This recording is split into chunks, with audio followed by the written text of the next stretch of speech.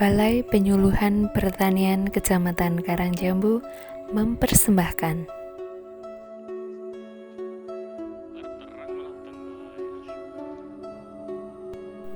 berbagi pengalaman budidaya panili.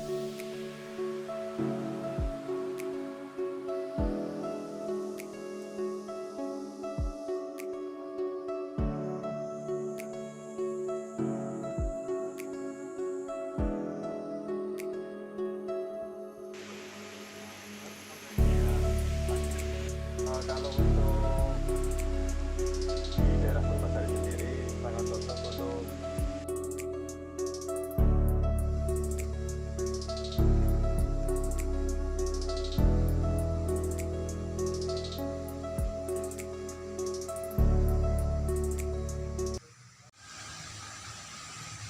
ya, Mas Nasrul. Ini budidaya panili ya, Mas ya. Bisa budidaya panili. panili. Ya. Bisa disampaikan Mas, kenapa memilih atau mengawali budidaya panili ini di Kecamatan Karangjambu, Mas? Ya, saya termotivasi dengan salah satu teman di komunitas panili. Di samping harganya yang menarik, karena saya juga suka sama tanaman. Salah satunya tanaman panili. Saya budidaya memanfaatkan lahan yang sempit Karangan ya, dijadikan jadikan penghasilan. Oh, gitu ya. Terus untuk ini terkait iklim, pendukungnya cocok di sini ya, Mas ya? Kalau untuk di daerah Purbasari sendiri sangat cocok untuk tanaman vanili, karena di kisaran suhu 25 derajat sampai 28. Oh, gitu ya. Jadi memang sangat pas ya, Mas, untuk sangat pas. pertumbuhan tanaman vanili ini ya. Iya. Terus ini apa saja ini, Mas, yang sudah nyelengan terapkan ini, teknologi-teknologi atau cara-cara apa saja yang sudah dilakukan untuk memaksimalkan ini, Mas, pertumbuhan panilinya? Ya, untuk dari media tanam saya menggunakan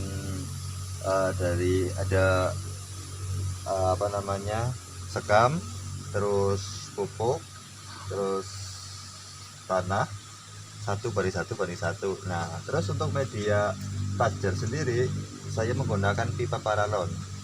Nah, yang saya lapisi dengan serabut kelapa. Fungsi dari serabut kelapa ini sendiri untuk menjaga kelembaban akar yang ada di pipa paralon. Nah, kalau untuk tanah itu udah cukup terjaga suhunya di kisaran 25 sampai 28 derajat.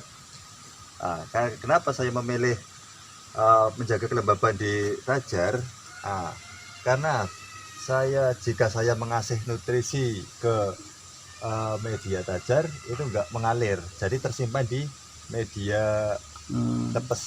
Jadi waktu kita nyemprot nutrisi ke daun-daunnya itu, kalau nggak ada tepesnya kan langsung mengalir ke tanah ya, Mas ya? Iya, benar, langsung mengalir. Kalau ada tepesnya atau sabut kelapanya ini bisa meresap ke sabut kelapa, nah nanti akan terserap maksimal ya oleh akar-akar yang ada di atas sini ya, Mas, yang ke atas ini ya? Iya, benar.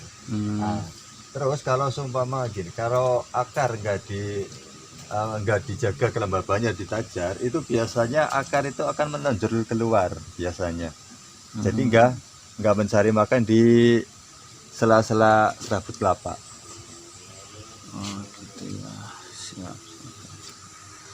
Terus yang sudah dirasakan dengan pemakaian sabut kelapa ini, apakah sudah kelihatan bedanya, Mas Nasrul? Sudah pernah coba belum dengan yang selain sabut kelapa ini, media tanamnya? Sebelum saya mencoba pakai serabut kelapa, saya mencoba pakai pipa biasa dengan tajar hidup. Itu kelebihannya sangat berbeda. Nah, saya menggunakan pipa paralon karena saya sudah mencoba pakai tajar hidup itu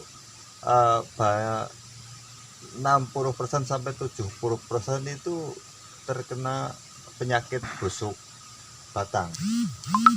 Oh iya iya iya. Kalau ini berapa tahun Mas? Umur berapa bulan atau berapa tahun ini Ini tanamannya? kisaran 11 bulan.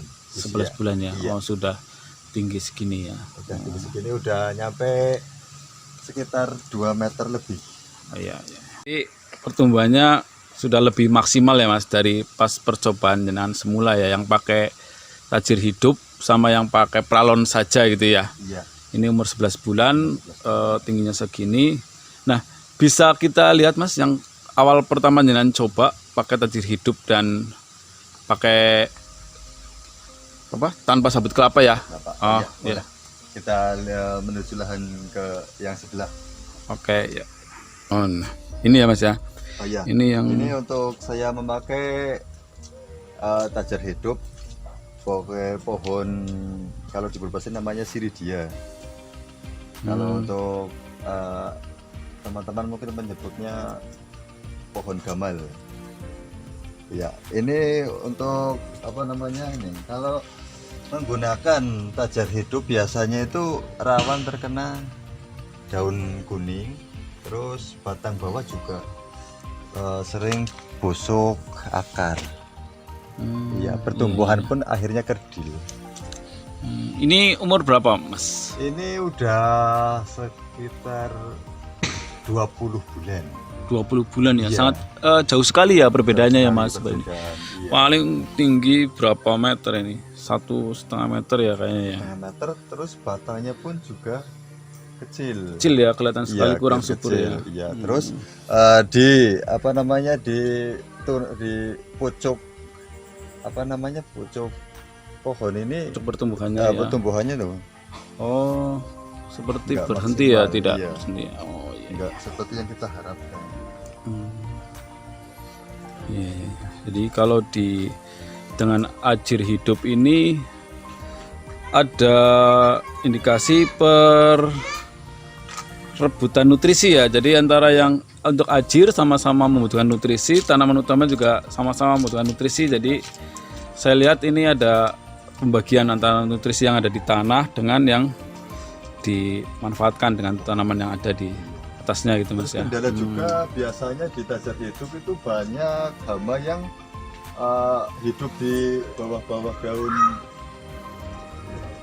gamal. Iya, nanti mengimbas juga ke tanaman Juga, yang kita iya. budidayakan ya Mas ya. Ya akhirnya tunas busuk. Nah seperti ini. Oke, ya, ya. Ya mungkin seperti itu dulu Mas untuk ulasan kita hari ini. Nanti kedepannya mungkin akan kita ulas lagi tentang buahnya Mas. Nanti kalau sudah berbuah akan kita kita bandingkan lagi coba gimana hasilnya gitu. Ya udah, sukses selalu Mas Nasrul. Mudah-mudahan Terima kasih. lancar dan semakin berkembang ya ini budidaya vanilinya. Terima kasih, tetap sehat dan semangat.